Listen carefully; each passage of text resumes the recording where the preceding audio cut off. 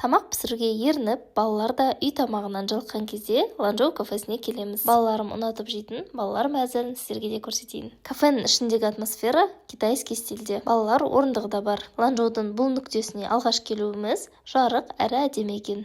Отырып тапсырыс берейік. Балалар комбосы 2600 теңге тұрады. Және өзімізге де тапсырыс беріп, ашық кухняда қалай жасалғанын қарап тұрса болады. Лағманды созу да бір өнер. Қол жуатын жерінде балаларға арналған орындық, отыратын орындық және кафенің ішінде балалар алаңы да бар. Тапсырысымыз дайын болғанша балалар әбден ойнап алды.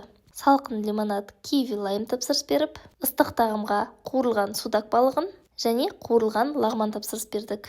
Алдында жеген курица в кисло-сладком соусе өте ұнаған еді. Судак балығында кисло-сладкий соусқа қуырған екен. Өте дәмді екен, бірақ қасына күріш алдырдым. Екеуінің сочетаниясы күшті кетті. Ал балалар мәзірінде кішкентай сок, фри, наггетсы және қуырылған пельмень. Жанына 2 соусы беріледі. Балаларыма осы комбо ұнайды, таласып жеп қояды. Өзімізбен бірге осындай пицца алдық. Бұл жерде пицца қамыры өте жұқа. Балалар жақсылап тамақтанып болғасын, балалар алаңына ойнауға кетті. Мекен жайы ЖК Рояль, Қажымұқана 49.